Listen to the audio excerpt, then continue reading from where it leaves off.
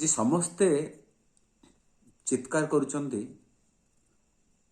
ଦେଶ ସ୍ୱାଧୀନ କର। ଆମେ ପରାଧୀନ ହେଇଗଲୁଣୁ। ମାଲିକ ଚିତ୍କାର କରୁଛନ୍ତି ଆମେ ଅନ୍ୟର କଣ୍ଟ୍ରୋଲକୁ ପଳେଇଛୁ, ଆମେ ପରର ଅଧୀନକୁ ପଳେଇଛୁ, ଆମେ କିଛି କରିପାରିବୁ ନାହିଁ, ଆମ ହାତରେ କିଛି କଥା ନାହିଁ। ଅନୁଭବ ଭାବେ କମିଟି ବି ସେମିତି କହୁଛି ଯେ ଆମେ ମାଲିକର ଅଧୀନକୁ ପଳେଇଛୁ, ମାଲିକ ବହୁତ ପଇସା ମାଗୁଛନ୍ତି। ପ୍ରକୃତରେ କଥାଟି କ'ଣ? କିଏ କାହା ଅଧୀନକୁ ପଳେଇଛି? ମାଷ୍ଟରମାନେ କହୁଛନ୍ତି ଆମର କିଛି କର୍ତ୍ତୃତ୍ୱ ନାହିଁ, ଆମେ ଆମ ଅଧୀନରେ ନାହୁଁ। ଯାହା ବରାଦ ଦିଆଯାଉଛି, ମାଲିକ ଯେମିତି କହୁଛନ୍ତି, ଯାହା ଉପରେ ଗୁରୁତ୍ୱ ଦେଇ ନାଟକ ଲେଖିବାକୁ କହୁଛନ୍ତି, ବା କିଛି ମାଷ୍ଟରମାନେ ଯେଉଁ କଳାକାରଙ୍କ ମାଧ୍ୟମରେ ନାଟକ କରିବାକୁ ଯାଇଛନ୍ତି, ସେହି କଳାକାରଙ୍କୁ ଆଶାନୁରୂପ ଭାବେ ସନ୍ତୁଷ୍ଟ କରି ସେମାନଙ୍କୁ ଖୁସି କରି ନାଟକ କରୁଛନ୍ତି ଏବଂ ଭଲ କଳାକାର ସେଠି ବଳି ପଡ଼ୁଛନ୍ତି। ସେମାନେ ତାଙ୍କର ମନ ମୁତାବକ ଚରିତ୍ର ପାଇପାରୁନାହାନ୍ତି। ଯାହାର ପଇସା ବଢ଼ୁଛି, ଯାହାର ବଢ଼ୁନାହିଁ। ଏଠି ଯୋଗ୍ୟତାରେ ପଇସା ବଢ଼ୁନାହିଁ, ଏଠି ଚଞ୍ଚକତାରେ ପଇସା ବଢ଼ୁଛି। ଏଠି ମାଲିକ ବି ଚଞ୍ଚକତାରେ ରୋଜଗାର କରିବାକୁ ଚାହୁଁଛନ୍ତି। ମାଲିକଙ୍କର ନିଜ ଉପରେ ଆଉ ଆତ୍ମବିଶ୍ୱାସ ନାହିଁ। ନିଜ ଟିମ୍ ଉପରେ, ନିଜର ନାଟକ ଉପରେ, ଏସବୁ ଉପରେ ତାଙ୍କର ବିଶ୍ୱାସ ଜନ୍ମୁନି। ତାର କାରଣ ଯେ ମାଲିକମାନେ ନିଜକୁ ଯୋଗ୍ୟ ମଣୁନାହାନ୍ତି।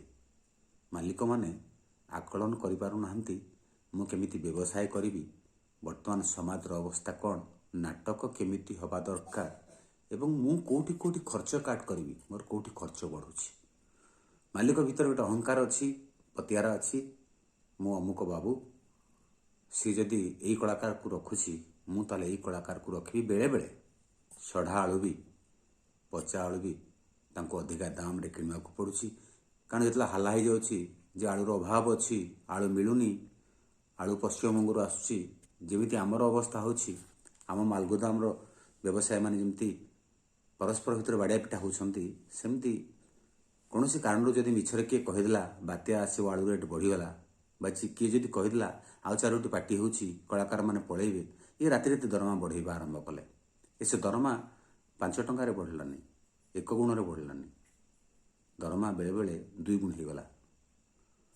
5 ଲକ୍ଷ ବେଳେବେଳେ 10 ଲକ୍ଷ ହେଇଗଲା, 10 ଲକ୍ଷ ବେଳେବେଳେ 15 ଲକ୍ଷ ହେଇଗଲା, 30 ଲକ୍ଷ ବେଳେବେଳେ 40 ଲକ୍ଷ ହେଇଗଲା। କଳାକାରମାନେ ପଇସା ପାଆନ୍ତୁ, ସୁଖରେ ରୁହନ୍ତୁ, କିନ୍ତୁ 4 ଜଣ କାହିଁକି? ସବୁ କଳାକାର କାହିଁ ପଇସା ପାଇବେନି? ସମସ୍ତେ କାହିଁ ସୁଖରେ ରହିବେନି? ଜଣକ ଘରେ କ୍ଷୀରି ହେବ, ଆଉ ଅନ୍ୟମାନେ ଉପାସ ରହିବେ, ସେମିତି କାହିଁକି ହେବ? ସେମିତି ହେବା ଉଚିତ ନୁହେଁ। ଆଉ ରହିଲା ନାଟକର କଥା। ନାଟକ କ'ଣ ହେଉଛି, କେମିତି ହେଉଛି, ଦର୍ଶକକୁ ଭଲ ଲାଗୁଛି ନା ନାହିଁ, ଦର୍ଶକ ସେ ନାଟକ ଆଗରୁ 100 ଥର ଦେଖିଛି ନା ନାହିଁ, ଦର୍ଶକ ଯାହା ଚାହୁଁଛି ତାହା ମିଳୁଛି ନା ନାହିଁ, ଏସବୁ ପରୀକ୍ଷା ନିରୀକ୍ଷା କରିବା ପାଇଁ ମାଲିକଙ୍କ ପାଖରେ ବେଳ ନାହିଁ।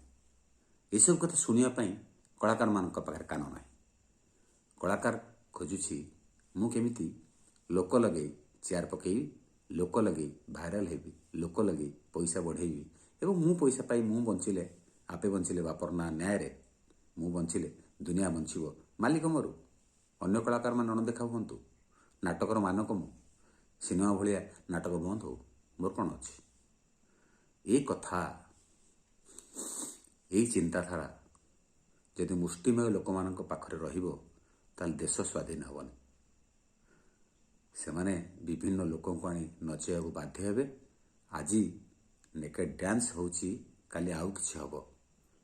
ରୋଜଗାର କରିବା ପାଇଁ ବା ରୋଜଗାର ପ୍ରତିଯୋଗିତାରେ ଉତ୍ତୀର୍ଣ୍ଣ ହେବା ପାଇଁ ସେମାନେ ଆଉ କିଛି କରିବେ, ନୂଆ କଥା କିଛି ବାହାର କରିବେ, ନୂଆ ଫନ୍ଦା କିଛି କରିବେ। ଆପଣ ମନେ ରଖନ୍ତୁ, ଶବ୍ଦଠୁ ଆରମ୍ଭ କରି, ଆଲୋକଠୁ ଆରମ୍ଭ କରି, ମଞ୍ଚର ପରିବେଶଠୁ ଆରମ୍ଭ କରି ସବୁ ପ୍ରଦୂଷିତ। ଆପଣମାନେ ବିପଦ ଭିତରେ ଅଛନ୍ତି ଏବଂ ବିପଦ ଭିତରେ ନାଟକ କରୁଛନ୍ତି ଏବଂ ଖୁବ୍ ଶୀଘ୍ର ଏ କଥା ତର୍ଜମା ହେବ।